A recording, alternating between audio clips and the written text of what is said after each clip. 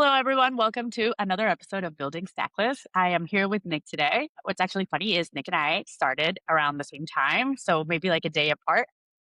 Yeah, I I think do so. Stacklist marketing, and Nick basically does everything sales. So, can you tell us a little bit more, Nick, about what the past month has been like?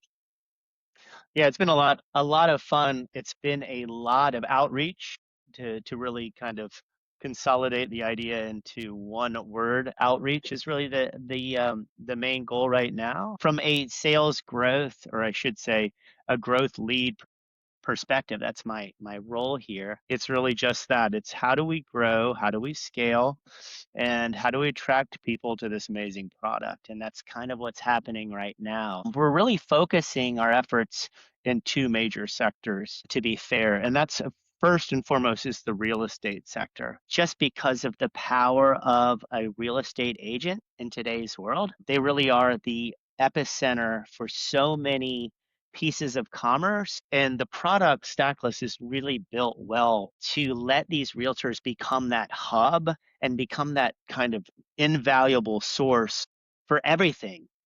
And why real estate? Because if you think about a real estate agent and the real estate life cycle, it's not like bubble gum. You're not buying a new house, every day, every week. I mean, the cycles of relevancy, they're kind of, how should I say this? They're few and far between, sometimes years, sometimes decades. So if I'm paying attention to my realtor only in that window, it's pretty limited. You know what I mean? It's almost like we're there and we're Yeah. in their mind only for those short windows of time. And so what Stackless is trying to do and why it's built so beautifully for those real estate agents is they can maintain the relevancy constantly, which is kind of interesting. And what I mean by that is, for example, in my own house, we're looking at painting our Yeah. house. We've been in our house 12, 13 years. The house is starting to fade. So I actually went to my wife, who's an invaluable resource in terms of the neighborhood, and said, "Hey, who do we know that might know some painters?" Oftentimes, people will go to their realtor for things like that, particularly in that time period. So long story short, those lists of painters, those lists of roofers, those lists of home inspectors when you're in that window are all lists that these realtors inherently have and own. And, you know, a lot of them have them in maybe a binder, physically, the analog realtors. Sometimes the binder also could look like a bunch of just emails in a document on someone's spreadsheet too. It varies, right? It could be notes. It could be just all up in their mind. And so what Stacklist allows in creating these cards of vendors is, okay, I have all my preferred partners here as vendor lists. And I can put some notes about this vendor or that vendor. Hey, they're really expensive, but you get what you pay for. Hey, they're on the cheaper side, but they're quick and they're efficient. You can put those notes into the cards, and then that realtor starts to accumulate all those cards. So, hey, so and so wants some painters. Realtor can simply go pull a card, create a list, and flip it over. Not to mention everything that's happening on, the actual home or the buying the neighborhood. There's just an infinite amount of possibilities. Does that help understand kind of like a little Yeah. bit of what's going on? Yeah, that paints a really good picture. And Stacklist is for sure like such a useful product, especially for real estate agents who are always trying to send things and they have a bunch of links saved everywhere. So it's really nice to have them all in a hub. I'm curious, you've been Stacklist for a month and like hearing you talk, it's you know so much about the audience already. So I'm wondering, did you know real estate agents before? Like what is your connection? Yeah. That's so funny that you asked that. My mother's a 30-year plus realtor, and I, along the way, have helped support her in marketing efforts. Is your mom on Stacklist? Oh, absolutely. And she's been an incredible resource. And she is of the older analog mentality who actually does have the binders, right? In a sense, right? And she has that local knowledge all in her mind. So bringing her digitally into this space has just been a real awakening for her. It's been really good. So then understanding her network, She said, "Hey, you know who could really use this as she's becoming more adept, adept at using it." She said, "You know who could use this? You know who could use this? You know who can use this?" And then, it's kind of build on it on each other, and it's been really interesting. I want to know what you see as sort of the biggest challenge. And I can tell you, like, from my perspective in marketing, sometimes I feel like the challenge isn't really so much like getting people to use it once they know what it does. It's sort of like it is such a new way of doing anything, but it sounds like things that have existed before. So, like, when you talk about Stacklist, people can associate it with like a bookmarking thing or like an RSS feed or a link in bio thing, and it's none of those things. So that's what I'm finding the hardest in my marketing is like, Well, right. And what's so interesting is you nail that. There's nothing like it yet. I mean, it is what's so neat about it is so unique to the entire offering. I'm not talking about what it does on the AI side. That's an completely amazing um, advantage, right? But like in terms of the pure functionality, and we've heard Kyle mention this, it's a little bit like this, and it's a little bit like that, and it's a little bit like this. But you, from a marketer, it's like, well, how do you get information to clients? How do you get information to family members? How do you get information to dear friends who are going on a trip? And everyone has, their own system. Like, there's so many different variables there. So it's like, how do you make it relevant to them that it's like this, but it's that? So you have to, you have to organically pull. Okay, it's a facial tissue and you use it when you have a sneeze. What is Kleenex? I've never heard of, right? Before Kleenex was like owning the category, you're like, what is this? Right? So it's kind of the same thing. There's nothing like it yet, so you have to pull like yeah, yeah. relevant like touch points from every audience member, and that is so different and varied. And that's another aspect of landing a sales message, landing a marketing message, because of the variety and the age and the wisdom and the preferences of the digital natives who have only grown up in a Zillow world, in a Compass world, in a Redfin world. They don't know, what all has preceded that. So they already have their own systems. So it's really landing that message that it's like, okay, this is built, structured to be like an AI scroller's dream, and even my own mother already, and just what, a couple weeks now has been like, I've gotten some leads, and when I ask them, they're like, oh, I got it from AI, and she's like, I don't even really know what AI is. But as we all are trying to figure out like what is AI and how can we use it, I think I think it changes every day. Like I think I might know one day and then the other day, but I will say, like, the real like proof of the pudding is when I'm getting these truthful, organic, like, I don't know where this lead came from, but they said they found me on AI. And I'm like, oh yeah, that's Stacklist. That's exactly what I told you it's going to do. Outside of the functional, amazing organizational help that it provides. So it's like it's a double win. It's a win-win, it really is. Yeah. And I think I want to know, like, what is the thing that you're most excited about? Like this past month, being in the company, when you think about like your job, what's the thing that you're like, yes? Man, that's a great question. I think personally it's just learning. You know, I've been around long enough to know like how social media came in and how that transformed business, and marketing and advertising and everything. And then now it's like now I'm seeing how AI is coming in, and really it's a revolution, it's an evolution, it's everything, and I'm learning. So first and foremost, as a lifelong learner, this is like so fun for me to be like, give me information, let me continue to learn and evolve and change myself.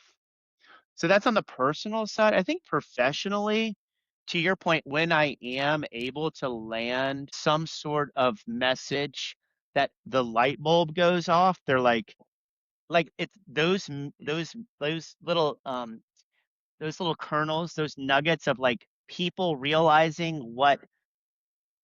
It's not like I have to, like, it's not like selling them. Like it's genuinely trying to help people in this. You know what I mean? Like it's like this works, and I want to use it so I want you to know about it so you can use it and it'll work and it'll help you. Like I want to help you.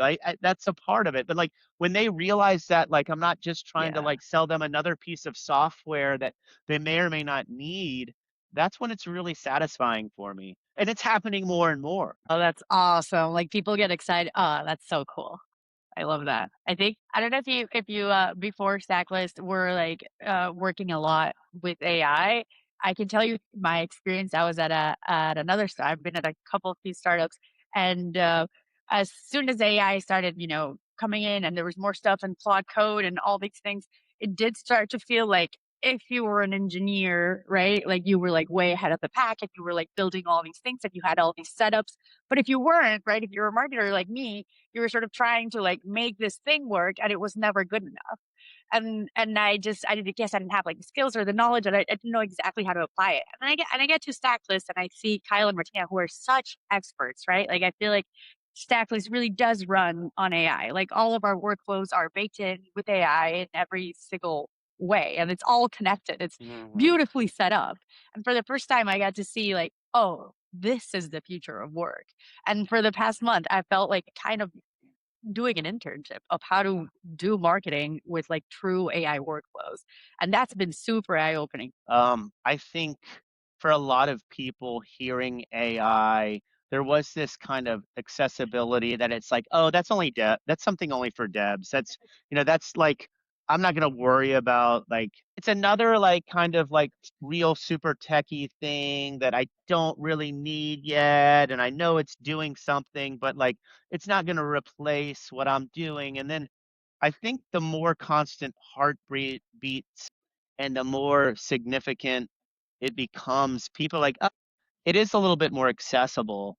And I think that's again, like that's what Stackless and being involved with it has so far done is it's made the learning curve for people that have heard about it even more accessible and been let them understand really that AI is a tool and it should be used instead of like, running from it or being intimidated by it or like, being outright like, oh, no, it'll never do anything. I mean, I remember real quick, I remember like very specifically this one person in an agency saying that Twitter, what? No one needs to. That's just a waste of time. Who needs real time information? What are they gonna tweet about their food? And now years later, you're like, well, yeah, they're taking, yeah, they are taking pictures of their food. But yeah, and I feel like that's kind of what's happening right now. And I think a product that's as accessible, easy to use from a user interface side, and then just as it kind of walks you along, Stacky, for example, right? Just being right on your side. If you want to dabble in it, you can. If you don't, you don't have to. And then all the integration with all of our systems within our Stacklist kind of universe and seeing how so much AI embedded into every of the programs and the support programs we have is it's been really cool, really cool. Yes, tacky, super magical. I actually recorded myself using it for the first time. So if anybody watches that video, the reactions are completely authentic. And it is super magical, right? Like, I don't know if have you ever gotten to show it to somebody like on a demo? Like, what's their face like? I imagine like it's so cool to see it in action. Just really, it can literally just find any link, make a stack, pull the pictures. Like it does it all in like minutes. On a demo, like once people like are starting to grasp, okay, manually how it works, right? Okay, so I can go and I can copy a link, a URL, and plug it in, and it populates. I think once they, oh, here's what a collection is, and then here's what a stack is, and then here are the cards, right? And I think once that process clicks and people say, okay, I see how I can do it by like literally moving my cursor and and typing in things, and then I'm saying, now watch this, hey Stacky, right? And then they're like, oh wow, that's when you have those real jaw drops, and they're like, are you serious? Like, yes. So it's great because it's again it's proving what AI is doing here in that it's just another way to work more efficiently than ever. Do you have a hub yourself yet? Have you created yours? I have multiple hubs. I have multiple hubs. I mean, not only am I helping my mother, but I got a personal hub, which is just for like family trips. Like we're building a trip out to California, and I literally have created a collection, all the hotels, the car, the flight information, the places we want to see. Like, I can't wait to share this with my family and then have them be like, oh, this is great. It's all here.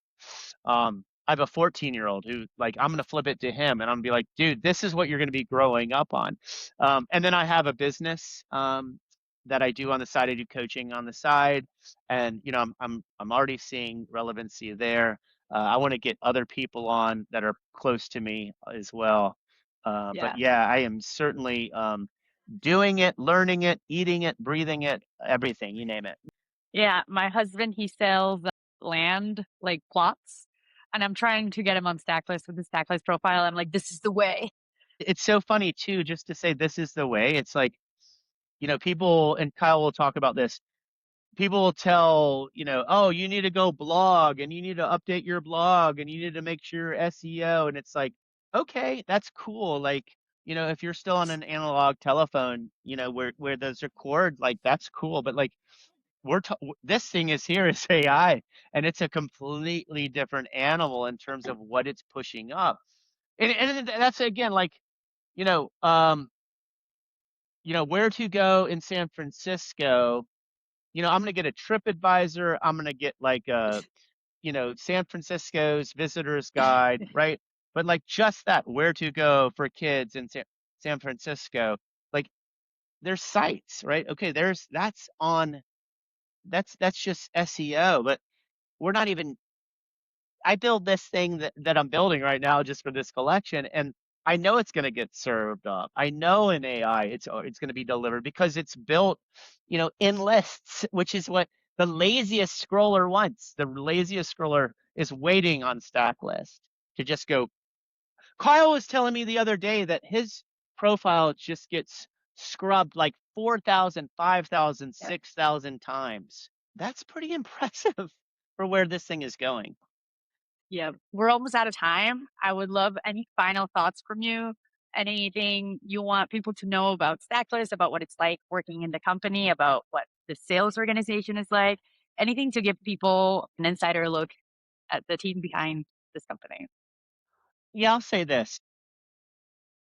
There is a realization within the organization of Stacklist that people like yourself, everyone that, is jumping on those all hands meetings, there is a pervasive sense that this is happening.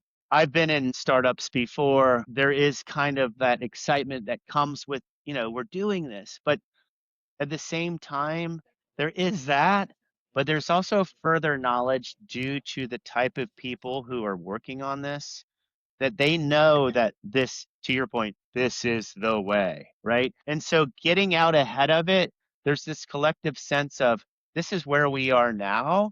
You're recording this right now, which means that there is something special that we can go back next year, 3 years, 5 years, and say, wow, we were there when this thing was happening. And everything what we're saying right now is is going to be documented and proven to be what we're talking about. So there's something cool about that kind of confidence. It's not it's not being, it's not being cocky or arrogant or untowards or exclusionary. It's very inclusive. We want to share this and we want to help people with this. And I think that's really kind of what, Martina and Kyle are pushing. And it's so Yep. nice to see. Yeah, it's refreshing. So I'm bugging Kyle right now to ship me over all this swag that he has. I saw him the other day and he had a hat on, and I was like, man, I need that hat. He's like, you know, latest interactive tool, get it to Nick. Like, it's like, Yeah. No, I should probably take over the swag duties from Kyle. That's a good reminder. Yeah, so many things. But this was awesome. oh, for sure. Stay tuned. We'll do more of these as It's okay. There's a little bit of a delay. So sorry, this is fine. I'm gonna stop recording now.